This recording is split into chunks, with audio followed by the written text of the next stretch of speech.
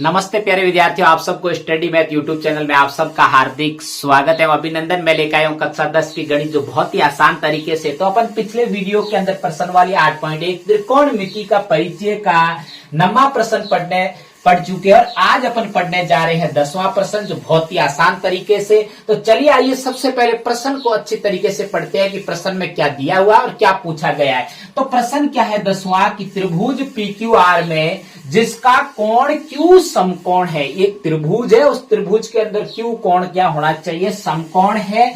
PR plus QR बराबर 25 centimetre और PQ बराबर 5 सेंटीमीटर है। तो साइन P, कोस P और टेन P का मान ज्ञात कीजिए। बहुत ही आसान है करना, क्योंकि आपको प्रश्न बड़ा देख के घबराना नहीं है। बिल्कुल आसान तरीके से इसको भी सरल करेंगे, क्योंकि अपन के पास में हल की जब भी शुरुआत करते हैं तो उससे पहले, क्योंकि कक्षा 10 बोर्ड है और इस बोर्ड के अंदर अच्छे से तैयारी करके जाना जरूरी है, क्योंकि ऐसे प्रश्न कई बार पूछे दिया क्या है, दिया है। तो दिया क्या है अपन को? PR क्या दे रखा है?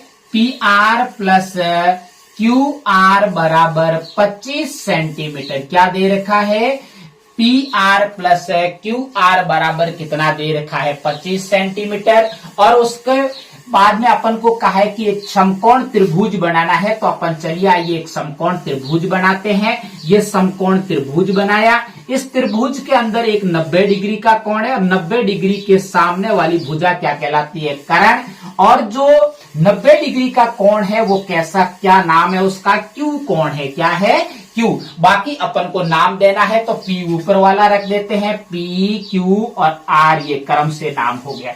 अब चलिए आइए अपन के पास में और क्या दे रखा है। इसमें दे रखा है कि PQ कितना दे रखा है? 5 सेंटीमीटर। तो अपन यहां से लेके लिखेंगे कि PQ बराबर दे रखा है 5 सेंटीमीटर। कितना दे रखा है?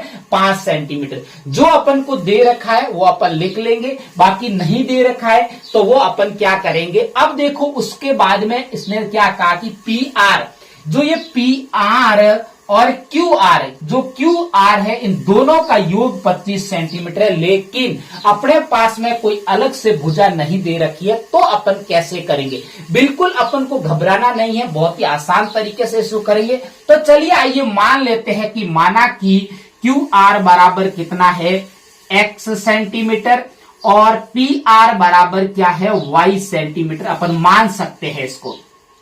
तो एक को x सेंटीमीटर मान लिया। अब ये जरूरी नहीं, चलो आप इसको भी x मान सकते हैं, इसको y मान सकते हैं, जो अपन चाहे वो मान सकते हो आराम से, कोई दिक्कत नहीं है।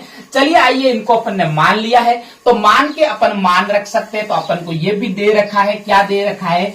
तो अपन को क्या दे रखा है? PQ बराबर कितना दे रखा है? 5 सेंटीमीटर। और उसके बाद में PR बराबर दे रखा है, कितना दे रखा है? Y centimetre. और उसके बाद में QR बराबर भी दे रखा है अपन को X सेंटीमीटर। ये अपन को मान दे रखा है। अब अपन को ये मान दे रखा है तो अपन कोई भी इनका पक्षांतन करके इस समीकरण के अंदर, ये समीकरण जो आपके सामने दे रखा है, इस समीकरण में कोई भी एक का मान रखेंगे अपन, तो रख के अपन आसानी से इसको कर सकते हैं। चलिए आइए इसके अंदर मान रखते हैं कि PR प्लस QR बराबर 25 सेंटीमीटर। क्या है? 25 सेंटीमीटर। इसके अंदर अपन मान रखते हैं PR और QR का मान रखते हैं। तो PR का मान कितना है?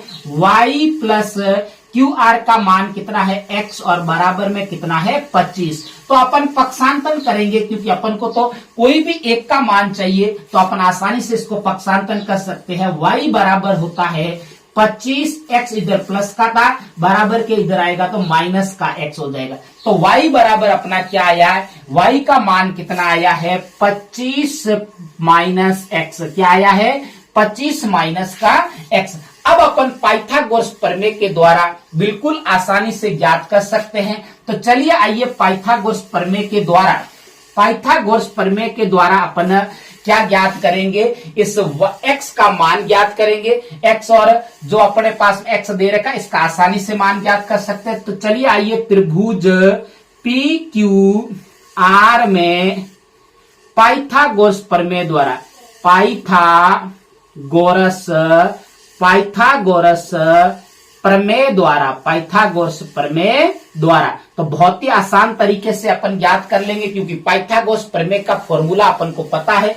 पाइथागोरस प्रमेय का फॉर्मूला है कर्ण स्क्वायर बराबर लंब स्क्वायर प्लस आधार स्क्वायर। क्या होता है? आधार स्क्वायर। अब अपन को इस फॉर्मूले के अंदर मान रखना आना चाहिए, क्योंकि अपने पास में अब ये x ज्ञात करना और इधर भी 25 माइनस एक्स है, तो अपन सीधा इस फॉर्मूले के अंदर मान रखेंगे कि अपने पास में देखो कर्ण जो 90 डिग्री के सामने वाली भुजा ये कर्ण है, अगर सीधे तौर पे समझे तो, और लेटी हुई भुजा ये क्या कहलाती है? आधार कहलाती है, और खड़ी रेखा हमेशा क्या कहलाती है? लंब। अगर थीटा नहीं दिया हुआ है तो, अगर थीटा दिया हुआ होता तो थीटा के सामने वाली भुजा लंब और उसके थीटा के पास वाली भुजा आधार, और 90 डिग्री के सामने वाली भुजा तो हमेशा क्या होती है? कर्ण होती है। अब देखिए इसके अंदर मान रखेंगे तो कर्ण का मान कितना है अपने पास में? 25x। कितना दे रखा है? 25 माइनस का x का होल स्क्वायर बराबर लंब कितना दे रखा है? लंब 5 दे रखा है, तो 5 का स्क्वायर प्लस आपको आधार कितना दे रखा है? x, तो x का स्क्वायर। ये अपन को मान अपन को रखना आना चाहिए फॉर्मूले के अंदर। तो अपन ने मान बहुत आसान तरीके से रख दिया। अब अपन को पता होना चाहिए कुछ सरल समीका, अपन को पता होना चाहिए। तो इसके अंदर एक सरल समीका लग रही है, देखो ये अपन को इसमें एक सरल समीका लग रही है। तो सरल समीका क्या इसमें लगेगी? a माइनस बी का होल स्क्वायर की सरल समीका होती है A square plus B square minus 2ab की। ये एक सरल समीका है। तो अपन को सरल समीकाएं कुछ याद होनी चाहिए। एक मैंने कल परसों और सरल समीका बताई थी, और एक ये दूसरी सरल समीका आज एक और आई है कि a माइनस बी के होल स्क्वायर की यहाँ पे सरल समीकाएं लगती है। नहीं तो आपके थोड़ा ये बड़ा हो जाएगा, अगर इसको 2 बार गुणा करोगे तो आपका बड़ा हो जाएगा, नहीं तो सीधा आंसर आएगा। अब देखिए, चलिए आइए सरल समीका से इसको अपन a मान लेते हैं और इसको b मान लेते हैं। अब देखिए सरल समीका में मान रखना है, तो चलिए आइए शुरुआत करते हैं सरल समीका में मान रखने की। तो सरल समीका में मान रखेंगे तो a का मान कितना है? a 25 है, तो 25 का स्क्वायर करना पड़ेगा। क्या करना पड़ेगा? 25 का स्क्वायर प्लस उसके बाद में b कितना दे रखा है? x, तो x का स्क्वायर, फिर क्या करना पड़ेगा? माइनस 2 गुना, अब अपने पास में a कितना है? 25, और गुना अपने पास में b कितना है? x। तो ये अपन को क्या करना पड़ेगा? b अपने पास में x है, तो अपन ने x लिख दिया। तो ये अपने पास में अपन ने इसको सरल समीका के अंदर लिख दिया, और बराबर में अपन इसको खोल के लिख सकते हैं। 5 का स्क्वायर कितना होता है? 25, और प्लस x का स्क्वायर क्या होता है? x square. क्या होता है? x square. अब देखिए, चलिए आइए बिल्कुल बहुत ही आसान तरीके से इसको भी अपन खोलेंगे कि 25 का स्क्वायर अपन को वर्ग आने चाहिए। मैंने पहले भी बताया था कम से कम 30 तक संख्याओं का वर्ग आना चाहिए। तो 25 का जो वर्ग होता है वो 625 होता है। कितना होता है? 625 प्लस x का वर्ग x स्क्वायर माइनस 2 का अपन 25 से गुना करेंगे तो कितना आएगा? 2 का 25 से गुना करेंगे तो 25 दूने 50, कितना आएगा? 50। तो 50 और x का गुना है तो x 50x आएगा। कितना आएगा? 50x आएगा। अब बराबर में अपने पास में क्या दे रखा है? 25 प्लस एक्स स्क्वायर। क्या दे रखा है? 25 प्लस एक्स स्क्वायर। अब अपने पास में देखो, ये अपन को कुछ थोड़ी बहुत अपन को पक्षांतन का नियम आना चाहिए। पक्षांतन का नियम, दोनों तरफ देखिए कुछ संख्याएं हैं। अब देखो, इधर प्लस का एक्स स्क्वायर और इधर का प्लस का एक्स स्क्वायर दोनों समान है, तो बराबर में कट जाएगा, क्योंकि बराबर वाली इधर आएगी तो अपन को माइनस में संख्या हो जाएगी। तो एक्स स्क्वायर से एक्स स्क्वायर कट गया, तो पीछे क्या बचा? ये सबसे बड़ी बात होती है कि पीछे जो बचने वाली संख्या क्या है। अब देखिए, जो पीछे संख्या बची है कि 625, क्या बची है? 625, फिर क्या बचा है? माइनस के 50x। क्या बचा है? माइनस के 50x। फिर क्या बचा है? बराबर के अंदर 25 बचा है। बराबर में कितना बचा है? 25। यही बचा है बराबर में। ये देखिए, क्योंकि एक्स स्क्वायर से अपन एक्स स्क्वायर काट दिया है। अब देखिए, चलिए आइए इसको कैसे करते हैं। तो इस 25 का भी इधर पक्षांतन करते हैं। तो 25 का इधर पक्षांतन करेंगे तो क्या होगा?